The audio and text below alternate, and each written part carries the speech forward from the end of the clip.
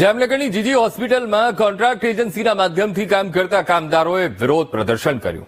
પીએફના રૂપિયા કાપીને પીએફ ન ચૂકવ્યું હોવાના આરોપ સાથે કામદારોએ પ્રદર્શન કર્યું અને આ દરમિયાન પીએફ આપવા માટે ઉચ્ચ કક્ષાએ લેખિત અને મૌખિક રજૂઆત કરવા છતાં સમસ્યાનું નિરાકરણ ન થયું હોવાનો કામદારોએ આરોપ લગાવ્યો.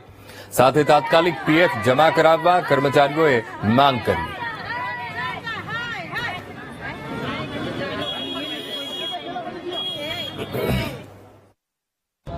અમે પીએફ માટે માગણી કરીએ છીએ કે અમને પીએફ આપો. ત્યારે જોકે અમને ઈ લોકોએ ઓર્ડર અમને નથી આપેલા, કારણ કે અમારી પાસે કઈ પ્રૂફ નથી એને ઓર્ડર આપ્યા નથી, અમને પીએફ નંબર આપ્યા. પીએફ નંબર આપ્યા છે એ પણ ખોટા છે કે એની આધારે અમે કઈ કરી શકીએ, કારણ કે અમારી પાસે અમુક વસ્તુ એવી છે કે અમે રજૂઆત કરી છે, બધાને કીધું છે. રીવાબાને ત્યાં ગયા હતા, પૂનમબેનને ત્યાં ગયા હતા, સુપ્રિન્ટેન્ડરમાં ગયા હતા, ડીન મેડમ આગળ પણ ગયા હતા. પણ પ્રવીણભાઈ એવું કહે છે કે તમારા ડીન મેડમ, સુપ્રિન્ટેન્ડર બધા આમાં ખાધા છે પૈસા, એટલે કોઈ કાંઈ નથી કરી શકવાનું. તમારે જ્યાં જવું હોય ત્યાં જાઓ ને વારંવાર અમને ધમકીઓ આપે છે કે હોસ્પિટલમાંથી કામ ઉપરથી તમને હટાવ.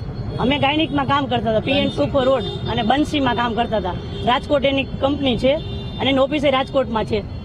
અને 926 રૂપિયા પીએફ કપાતું હતું મારું, અને 10,000 અને 30 રૂપિયા અમારું પગાર હતો. એમાં અમને 6,500 પગાર આપતા. એમાં અમે 1-2 રજા મૂકતા તો એમાં અમને 6,000, 5,500 એવી રીતે પગાર આપતા. અધો તમારો પગાર ખાતા અને વારંવાર અમને હેરાન જ કરે છે, બરોબર એ લોકો. અને ધમકી દીધે રાખે છે કે તમારે જ્યાં જાવ ત્યાં જાઓ. અમે 2 પેટી સુપ્રિન્ટેન્ડરને ખવડાવી છે, 2 પેટી ડીન મેડમને ખવડાવી છે, પોલીસ વાળાને, વકીલ વાળાને. તમારું ક્યાંય કઈ થવાનું છે જ નહીં. અને પ્રવીણભાઈ તો એટલો અમને ગેરશબ્દ બોલ્યા છે. અમે 4 વાર રાજકોટ ગયા છીએ, અમને કોઈ છે ને એને અંત વગરના હેરાન કર્યા છે અમને. બંસી એજન્સી, જામનગર સફાઈ એજન્સી અને સિદ્ધનાથ એજન્સી, આ 3 એજન્સી ઘણા સમયથી આપણા ત્યાં કામ કરતા હતા અને એ લોકો કોન્ટ્રાક્ટ બેસિસ ઉપર વર્કર્સને આઉટસોર્સિંગમાં રાખતા હતા.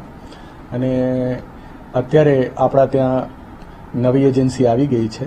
પણ આ જે વાત છે કે બંસીના કર્મચારીઓને પીએફ ચૂકવણા બાબતમાં, તો અમારા ત્યાં જે પણ કામગીરી થતી હોય ઓફિશિયલી એકાઉન્ટ્સ પ્રમાણે, એ બધી અમે જે બિલ્સ હોય એમાં એમને કોન્ટ્રાક્ટ એજન્સી